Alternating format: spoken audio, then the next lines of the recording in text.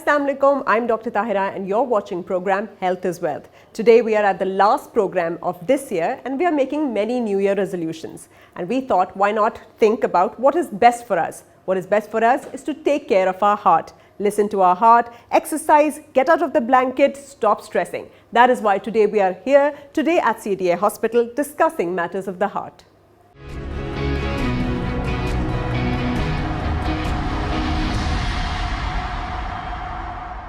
Welcome to the last episode of Health is Wealth for this year, because we will be meeting you next year inshallah with other more interesting topics. But for this year, as we wind up the year and there is, the holiday season is around the corner, everybody is enjoying their holidays, it's winter, we thought why not discuss one of the most important causes of health, the leading cause of death unfortunately. And when holidays start, people start loading on sweets and other very fatty items. They don't move about because it's winter, they're all decked up in their beds and in their blankets, and as a result we have a large number of heart attacks. So we have with us today Dr. Abid Saeed, consultant cardiologist, head of department for CDA Hospital. Thank you so much for joining us, Dr. Abid. Thank you very much. How are you doing? I am fine. So it is the end of the year and people are in their holiday mode. Children are not going to school anymore and everybody's in their blankets all the time and eating a lot because it's all, and they start having heart attacks. Now let's start with the most important symptom of heart attack, because people in our part of the world,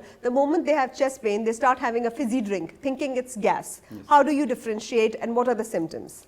Regarding your question, I just want to share with you that the most important symptoms of the heart attack or angina is the central chest pain.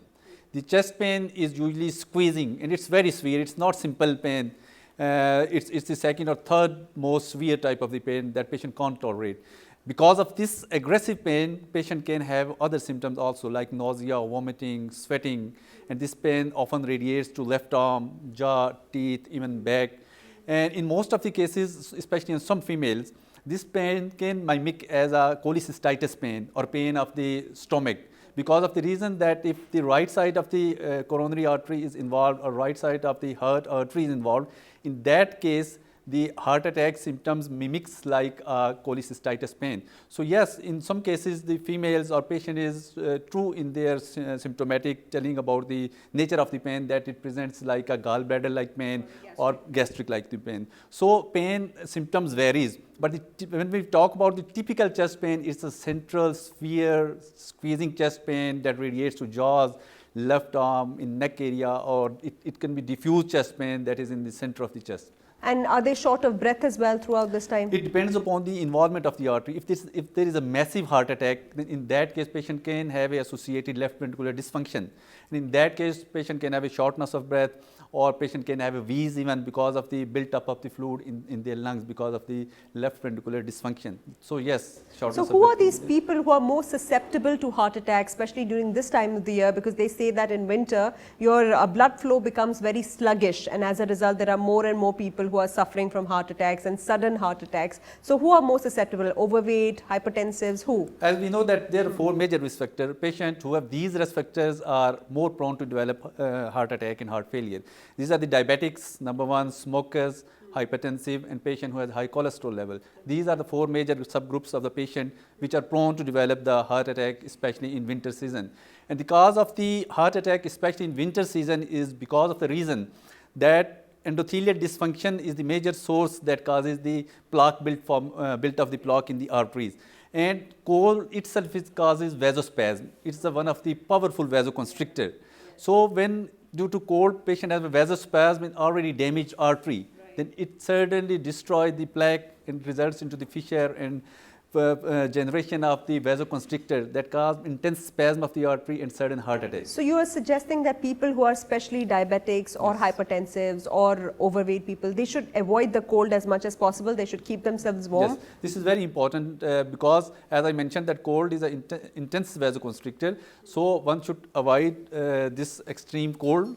And you know that because of the weather conditions, smoke is very high In Islamabad, it's less, but in Lahore, in other vicinity, the smoke is very high. The smoke contains ultra-fine particles that directly enters through breathing, through respiratory tract into the circulation, that cause the intense and immediate damage to the blood vessels of the heart, that is the coronary circulation. It impairs the coronary blood flow and can result into a sudden heart attack in the patients who are already fit. Okay. So this is very important, that cold has multiple factors that causes MI, myocardial infarction. Cold itself, presence of ultra-fine particles in the smoke, and lack of physical activity because exactly, of because people excessive don't cold. move. Yeah. Dehydration is very important. Because they don't drink enough water. We don't drink excess of water because of the cold, or there is decreased thirst. So these are the different And what factors. about the role of diet? Because people start having a lot of heavy diet during this holiday season. You know, they're making the pies and all those things and having it. Yes. So what about, does this play a role as well? Definitely, diet is very important, because if we eat pie or halwa puri in this season, then definitely we ingest a lot of bad cholesterol in the body that enters into the circulation. And as already mentioned, that the coronary arteries are already damaged from the side, and at that side they start depositing the cholesterol. And because of that deposition, the plaque ruptures, and that acute rupture of the plaque leads to an acute heart attack suddenly. And most of the patients present in early morning with such symptoms, because of the reason that normally Allah has blessed our human body with different symptoms, with different systems that controls the blood pressure, especially at bedtime. When we sleep, our whole of the nervous system is relaxed, blood pressure lowers down. This is known as the normal dipping process.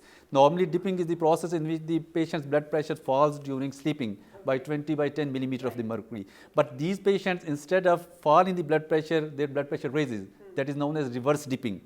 So because of this reverse dipping, early morning patient presents with high catecholamine surge, high blood pressure surge, even patient presents with severe cerebrovascular accident, and patient is unable to get up from the bed early morning. Right. Because of these. So do you think, people who sleep late and who don't have a proper sleeping pattern, and especially because it's wedding season, people stay late, up the whole night, and they don't care about this particulate matter. They're sitting right in front of the barbecue as well. This is causing more and more problems, and do you advise them to actually fix their routine of sleeping? This is very important. Sleep is very important, because as I mentioned, that it maintains the normal vitality of the human body.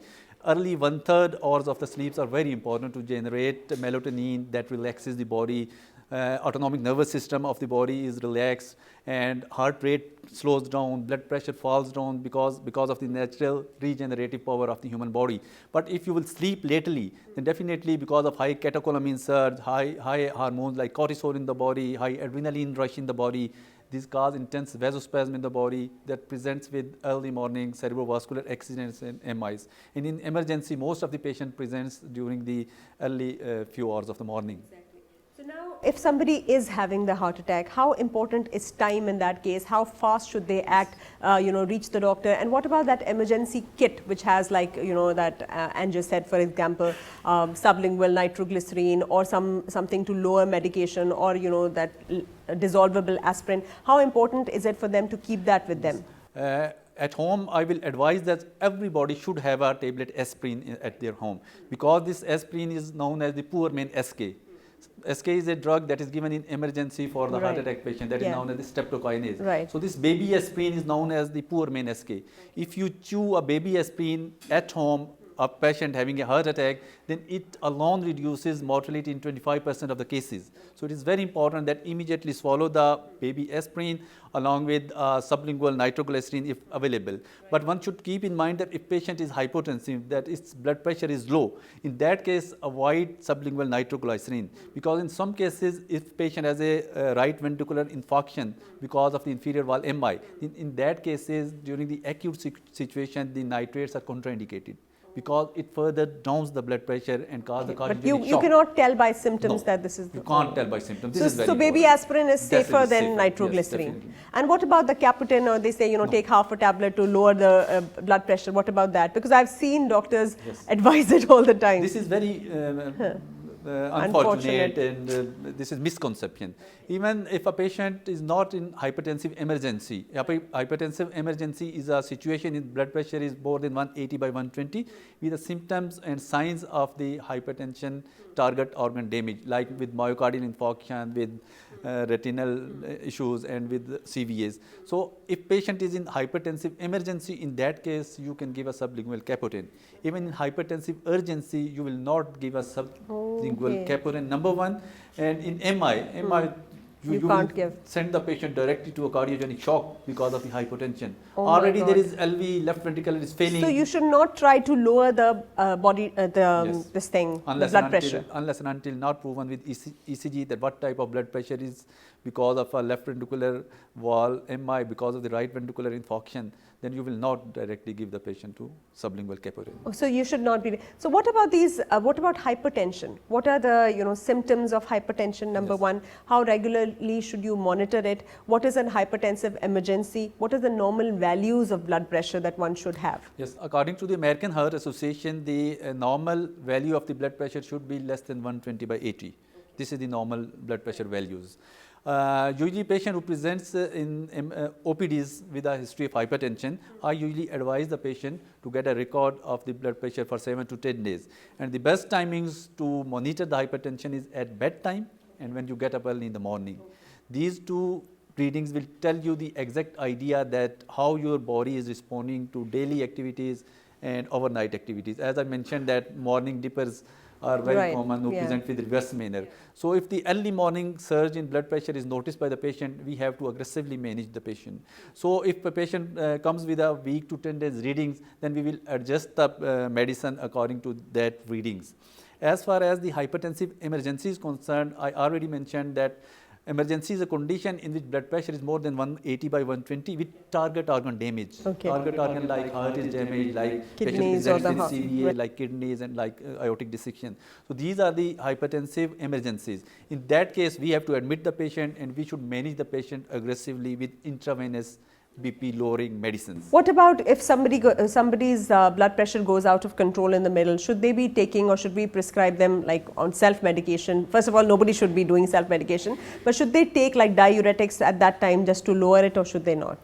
At home, if someone has a high blood pressure and if he takes some medicine to lower it, but I just want to share with you that the prescription of the antihypertensive agents is an art. Right. This is an art. Because some medicines, like if patient has a chronic renal failure and if he takes ACE inhibitor or ARBs in already deteriorating kidneys, then these are contraindicated in CRF patient. If patient has a severe bronchospasm and if he is taking beta blockers, it will further worsen the issues. So it is an art to prescribe the antihypertensive medication according to the patient condition, according to the premorbids, and every hypertensive medicine is not safe to the patient. So I will personally advise that don't try any medicine at home without the advice of your prescribing doctor. Okay, but people also have the tendency that when it's holiday time or whether they are busy in some festival or wedding, they stop taking the medicine themselves. They decide that, oh, I'm feeling well, I don't need to take my hypertensive medicine or medicine for the heart, and as a result more heart attacks again, and they spoil the entire function for everybody else as well. So can you please tell them about the importance of compliance, that if you have a heart condition, you need to keep taking medicine at the same time in your dose for the rest of your life? Yes, this is very important because if you ask the patient to take one pill in 24 hours, this means that that pill will stay in your system for 24 hours. After that, is from the system it start declining, and after 36 hours it will vanish away. So blood pressure again will start rise if you will not take the next dose at the appropriate time. So this is very important, that in order to maintain the normal concentration of the drug in your blood, and that amount of drug is necessary to suppress the things that cause the rise in the blood pressure. So drug compliance is very important. Take the drug at regular time. Take the drug with a good amount of water, because you know that kidney will flush the water and help to reduce the blood pressure as well. So with good amount of water, avoid excess salt intake along with medicine, and this is very important, that take the drug. So who are the candidates who are for at risk factor for high blood pressure? What are the reasons for so much of high blood pressure in our part of the world, and how do we prevent it? We know that the 90% cases of the hypertension are the primary hypertension and idiopathic. The cause is unknown. 90% blood pressure cause is unknown. In 10% of the cases, as I mentioned, that there are risk factors like patients who are diabetics, number one, patients who are smokers, patient has sleep apnea, patient has a metabolic syndrome. These are the patients who are prone to develop hypertension at later ages. So if we want to prevent the hypertension surge in our community, then it would be ideal that we should avoid all the risk factors. We should maintain our body weight, we should maintain a good diet, we should do regular physical activity. These are the agents that will ultimately help you out to overcome the hypertension chances in future. What about in pregnancy? Because a lot of young mothers have eclampsia, Yes. and they suffer from these conditions. They even lose their lives during Yes. this time. How do they prevent that? This is very important. If patients, especially young females who have a pregnancy, if they have a family history that is positive for the hypertension, such that her mother is hypertensive diabetic, her father is hypertensive and diabetic, she should keep in mind that she is prone to develop hypertension at any stage in life. And pregnancy, as you mentioned, that preeclampsia is a very common cause that causes the loss of the fetus and mothers. So in that case, if you have a family history of the hypertension, number one. Number two, if you have a polycystic ovarian syndrome, this is very common cause that causes the hypertension.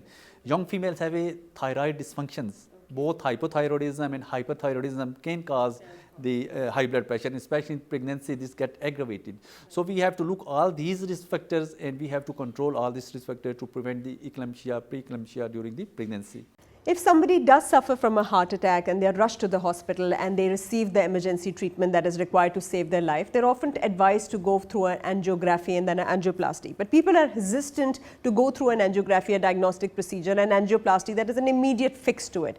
Can you describe to people how important it is to take this decision on time, not to shy away from it? It's a very simple procedure. Describe the procedure and why we do it. I will tell you these things about according to the guidelines, that is the American Heart Association guidelines. So we use two terms. One is the door to balloon time, and second is the door to balloon time.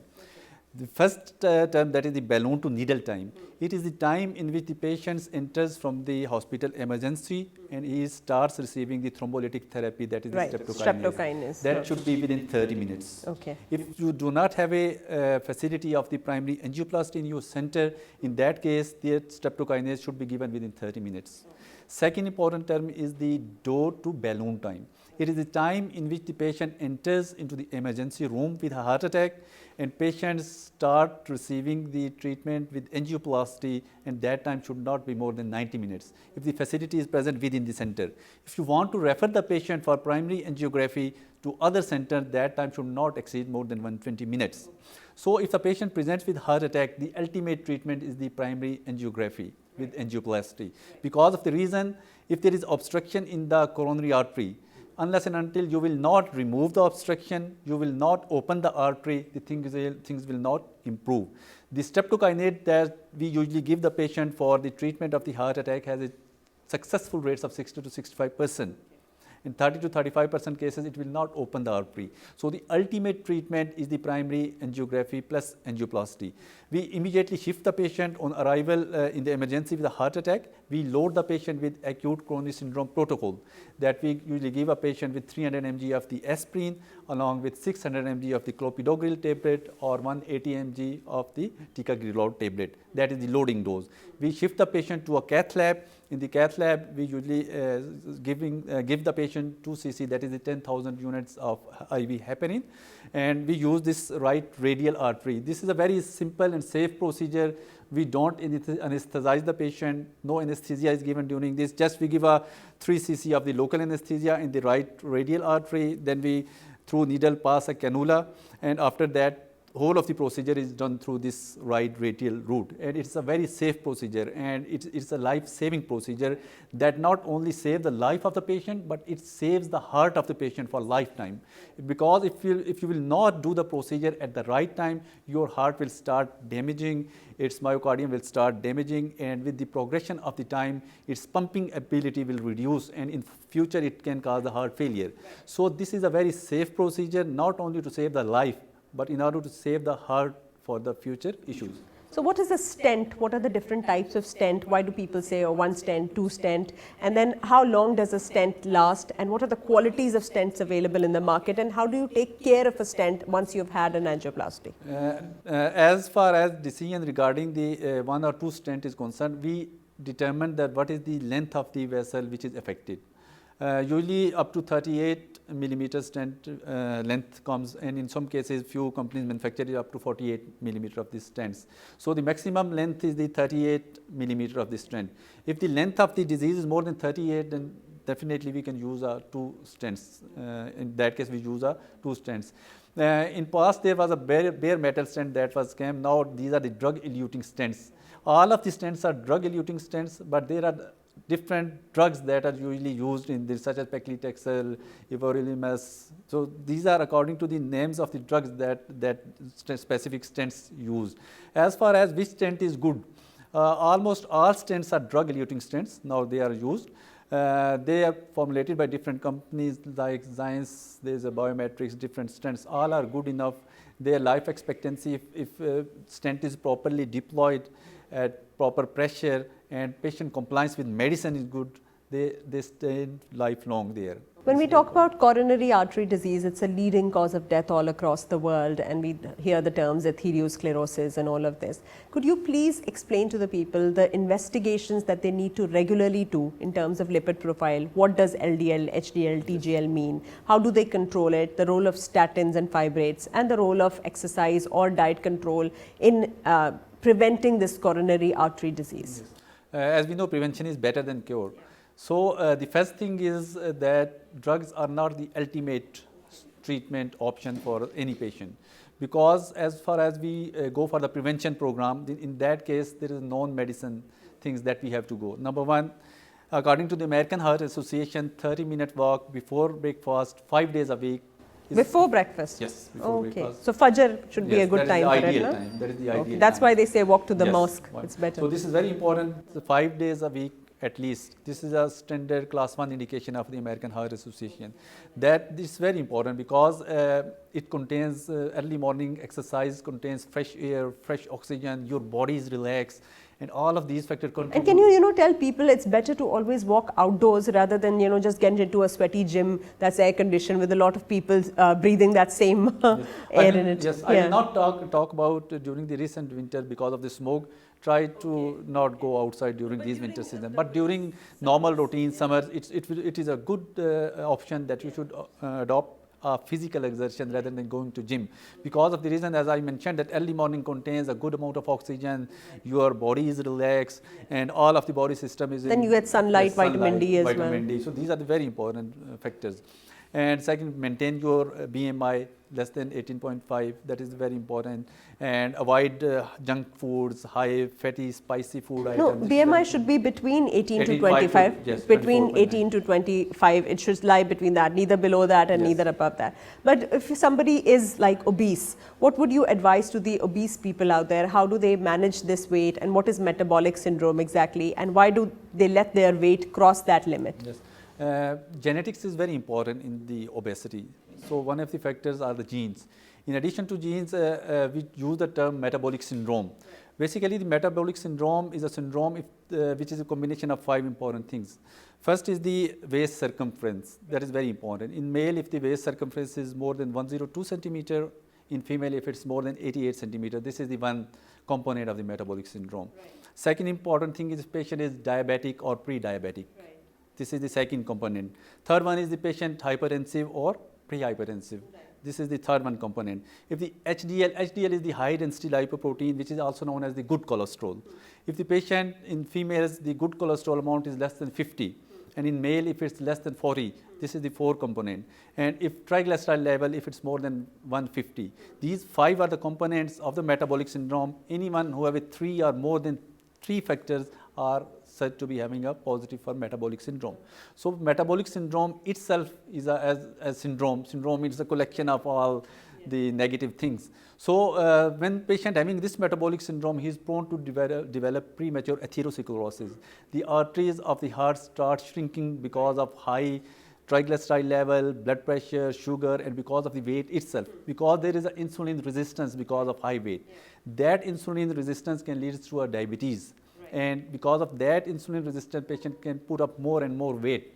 So weight itself results into a sleep apnea that in turn is directly related to the coronary artery disease. So this is a vicious cycle basically. So a lot of people nowadays are prescribing these SGPT, these inhibitors, Ozempic and all of that for weight loss, and saying it's actually better for cardiovascular disease as well. So would you be doing that as well, or do you just go the natural route of diet and exercise? Because some people are very, some people's weight is so resistant that they just don't lose it. Yes, it depends upon the BMI of the patient. In some cases, if the BMI more than 35, then no drug will be effective in that case, unless and until you will not go for a bariatric surgery. And it's very important that a patient who have a BMI of less than 35 and they want to lose weight, they should go to an endocrinologist for a proper evaluation, for the proper treatment, and for the proper dose adjustment of the patient. So everyone is not master to prescribe weight reducing medicine in a proper manner, unless and until it is not prescribed by a proper endocrinologist or a specialist. This is very important. What is the role of supplements like omega-3 fatty acids or coenzyme Q10? How important are these? Do they really help heart health? Because there are some herbal supplements very famous in the market as well that people keep prescribing. Yes. So what about that? Omega-3 fatty acid is in guidelines. In American Heart Association guidelines, it's a class 2B indication.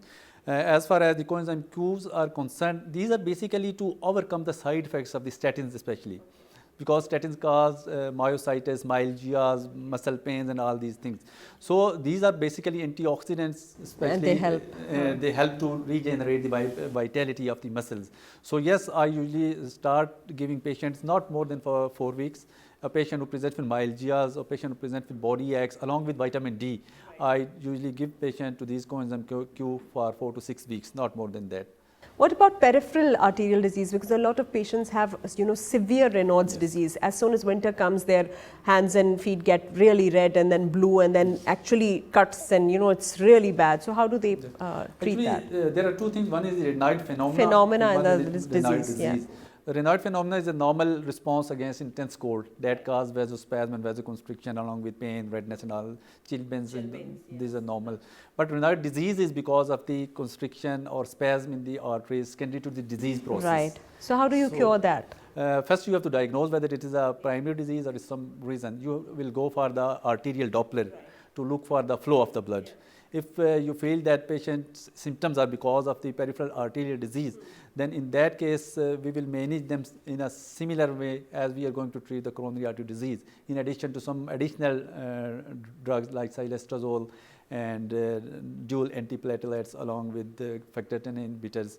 So depending upon the nature of the disease, we also consult with vascular surgeon and get opinion regarding any surgical procedure regarding the management of the disease. Now let us move towards cardiac failure, another very important cause of death. So what are the symptoms? Do you have like swelling, and then the people have cough all the time, and then they have shortness of breath? What are the different symptoms, and how do you manage cardiac failure? Yes, cardiac failure or heart failure is a very important thing, and I will rather say it is a syndrome, because it will affect whole of your body system from head to toe. It will not only present with the symptoms, it can cause psychological upsets, endocrine abnormalities, it presents with a nutmeg liver, it can cause cardiorenal syndrome, and finally it can cause cardiac cachexia and ultimately death of the patient. So heart failure, in almost 60 to 70% causes of the heart failure is the ischemic heart disease. That is, patient had a prior myocardial infarction or heart attack in the past that is not treated at proper time, and ultimately, as I mentioned already, that gradually the pump of the heart falls down and presents with heart failure. So as far as the symptoms of the heart failure is concerned, there is a symptom that is different from the right side of the heart failure and left side of the heart failure. If patient's left ventricular dysfunction, then patient presents with shortness of breath, orthopnea, paroxysmal nocturnal dyspnea. When they try to get up they lose their consciousness, or they lose. Yes, that can present with dizziness. Okay. Patient is unable to lie flat unless and until he will not use 3-4 pillows. So these are the very common symptoms of the left ventricular heart failure. As far as the right-sided heart is concerned, patient can have a raised JVP, leg swelling. Patient can have swelling on this side, the pulsating artery over here, and then they have swelling in the jugulovenous pressure. That is a venous elevation. Patient can present with a hepatomegaly, enlargement of the liver is enlarged, and they feel nauseous as well. Yes, ascites, pleural effusion, edema of the legs bilateral. Swelling of the legs. And so right-sided heart failure presents more aggressively than the right-sided of the heart failure. So these are the common And how do you symptoms. manage heart failure? Like you do like diuretics or decrease the load on the heart, and then also increase the pumping of the heart? First important thing is the patient counseling, patient and patient's family counseling. That is very important. You should tell the patient all the pros and cons of the heart failure. Patient and his or her family should be taken in confidence that what is going on with the patient, how he need help. This is very important, because if we only give a bundle of drugs, pills to the patient and don't discuss the issue with the patient, what actually is going wrong, then we are unable to properly manage the patient. After the proper counseling of the patient, there are 4 pillars of the heart failure treatment. These are the almost latest treatments, are very effective treatments. These are known as the RNAs, angiotensin receptors, neprilysin inhibitors. Then is the aldosterone antagonists, then is the beta blockers and SGLT2 inhibitors. These are the 4 pillars of the treatment. But I want to add here that there should be one 5th pillar, that is the anti-anxiety medicine and SSRIs. These should be added, because the patient who knows that his heart has been failed and he is deteriorating, he is stretched, and that stress further aggravates the condition because of the catecholamine surge that cause intense vasospasm and vicious cycle that already results into the more failing of the heart. Exactly. So what are cardiomyopathies that we talk about, especially in diabetes? They say, it affects the heart, and the muscle of the heart is affected. And on an echocardiogram, cardiologists are usually assessing your cardiomyopathy or the structure of the heart. So what is that? As we know, the cardiomyopathy is a combination of 3 words. Cardio means heart, myo means muscle, pathy means disease process. So any disease process that affects the heart myocardium or muscle is known as cardiomyopathy.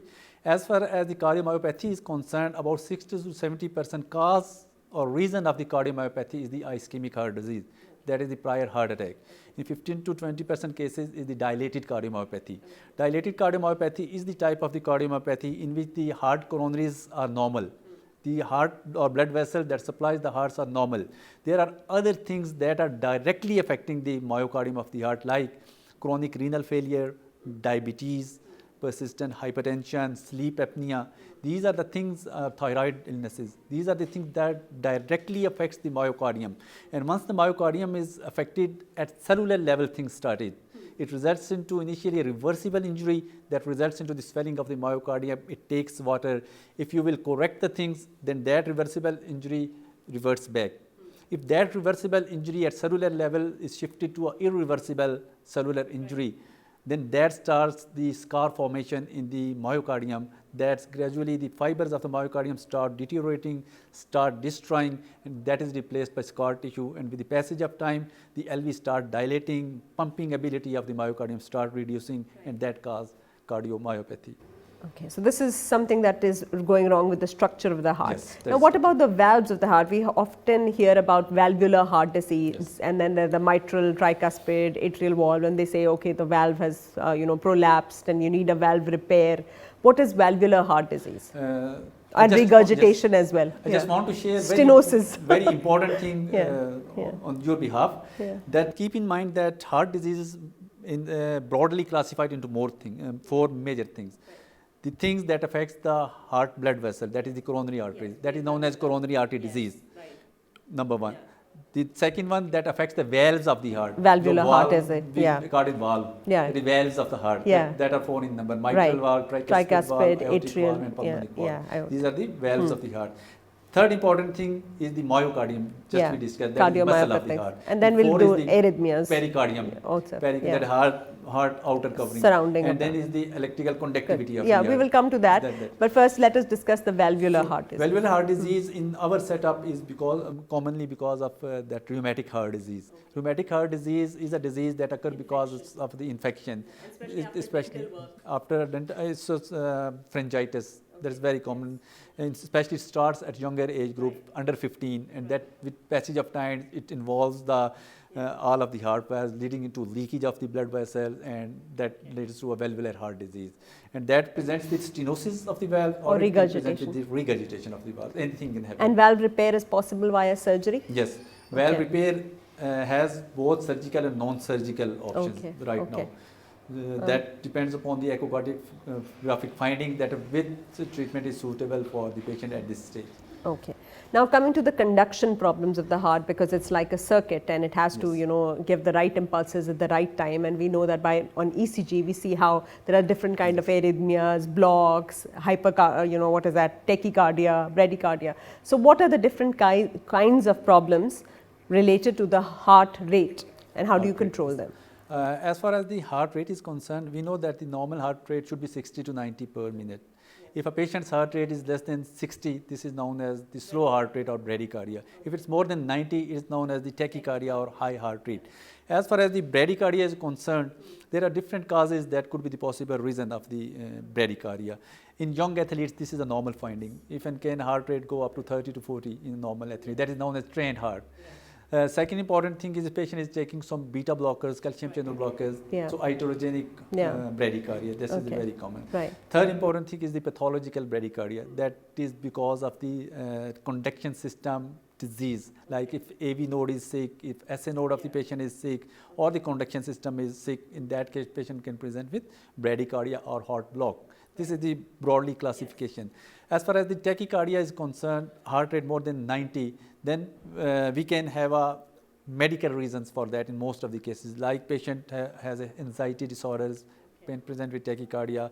Patient has a thyroid illnesses, can present with tachycardia. Patient has heart failure, can present with tachycardia. Patient has even simple fever can cause fever, anxiety, then thyrotoxicosis. So cardiac and non-cardiac, both reasons. So what is fibrillation, flutter? What is that? So when you broadly classify the tachycardia, you classify it as supraventricular tachycardia, that above the level of the ventricles. Ventricle is the lower part of the heart that contracts, and the ventricular tachycardia. So when you classify the ventricular arrhythmias, it is classified into ventricular tachycardia and ventricular fibrillation. Ventricular fibrillation is a disease in which the ventricle just fibrillates. There is no way to stop it unless and until you will not give shock to the patient. Cardioversion. Unless as far as the ventricular tachycardia is concerned, we use a pharmacotherapy if patient is hemodynamically stable. If patient is hemodynamically unstable, mean patient blood pressure is not recordable, patient pulse is not recordable, in that case the ventricular tachycardia is managed with a shock, that is a defibrillated shock. Okay, so what is this, when you give this cardioversion, it is the same as the shock?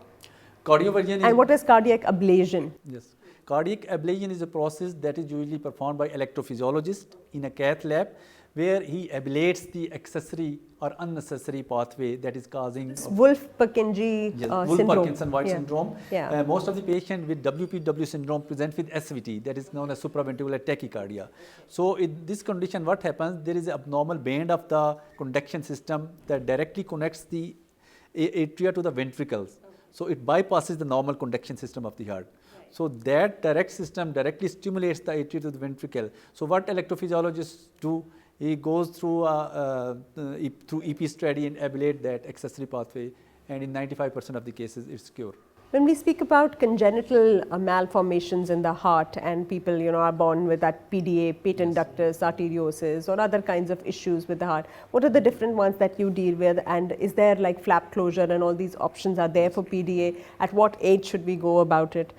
So now we have multiple specialties. We have a pediatric cardiologist who specifically dedicated to handle such type of abnormalities. Right. But in our setup, when a kid comes with some sort of heart sounds, mother says that he has some abnormal sound, we look at that, we do echocardiography of the patient. The common things that appears here are the atrial septal defect, ventricular septal defect, and patent ductus arteriosus.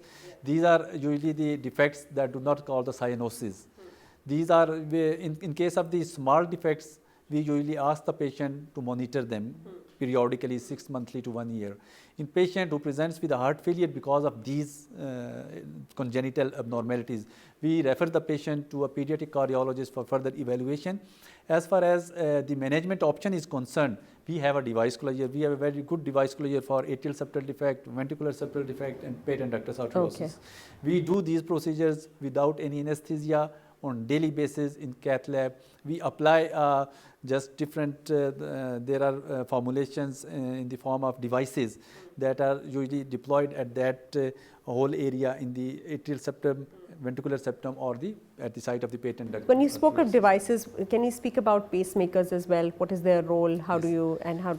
Pacemakers are a little bit different from these devices because pacemakers are usually deployed, as I mentioned, in cases when there is heart block. Exactly. Okay. Because these are the pace, they give pace to the heart. Because Allah has normally given a human heart SA node, that is the master node, Right. that is the pacemaker. Exactly. That beats from 60 to 90, and it beats unless and until the life of the human being.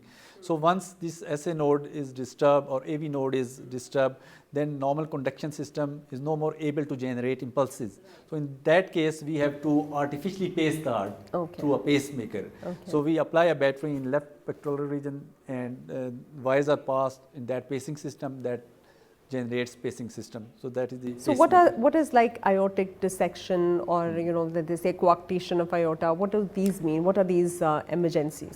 Coarctation is basically a by birth issue, in which there is a main artery, that is the aorta. When aorta originates from the heart, it goes down, supply all part of the body. So there is a constriction in the from above at the descending side of the aorta, right, that constricts, a normal flow to the distal arteries is compromised. In that case, the usually pediatric cardiologist looks at that coarctation size, and according to that, he puts stents in that area and opens it. This is usually a childhood early issue. As far as the aortic dissection is concerned, this is usually a disease of old age. Patients who are hypertension are more prone to develop aortic dissection. What happens in aortic dissection, that aorta is lined by a membrane. There is the endothelium of the blood vessel. We are all circulated with the endothelium. So what happens when there is disruption in the normal geometry of the endometrium, so that the blood enters from endothelium deep into the intima of the blood vessel, it tears down that. Right. So in that case, patient can have a very intense, severe chest pain along with a hypotension. And it is one of the medical emergency that need immediate attention if you want to save the life of the patient. And when we talk about structures surrounding the heart, like pericarditis, so what is pericarditis, and how do we deal with that? We have a pericardium, that is the outer layer of the heart. Right. It is usually a protective layer that protects the heart while heart moves 24 hours, and that pericardium protects the heart from any damage. So in some cases, this pericardium gets inflamed, like because of any viral infection. Even a simple flu can cause inflammation of the pericardium. Even a simple chest infection can cause the pericarditis or pericardium. But in some cases, we have seen that as tuberculosis is common in our country, the patient who presents with tuberculosis can have a tuberculous pericardium, presents with a massive accumulation of fluid in the pericardium. And patients who have a chronic renal failure, who are on dialysis, they present with a massive pericardial effusion because of that underlying kidney issues. So there are different types of the pericardium diseases that depends upon the underlying cause, like diabetic, like CRF, like tuberculosis. So as far as the pericarditis is concerned, it can easily be managed with a 2 weeks treatment with a painkiller. So this is the. When we speak about investigations, we spoke about lipid profile, and then ETT and ECG and echo. And can you mention a little bit about exercise tolerance test and also about cardiac enzymes? Yes. If a patient presents with chest pain in emergency department and ECG of the patient is normal, and if you do the serial ECGs, 3, 4 ECGs, it comes to be normal, and you want to dispose of the patient, then in that case, you will either directly send the patient for exercise tolerance test, or you will do in next 48 hours for exercise stress test to rule out the underlying ischemic heart disease.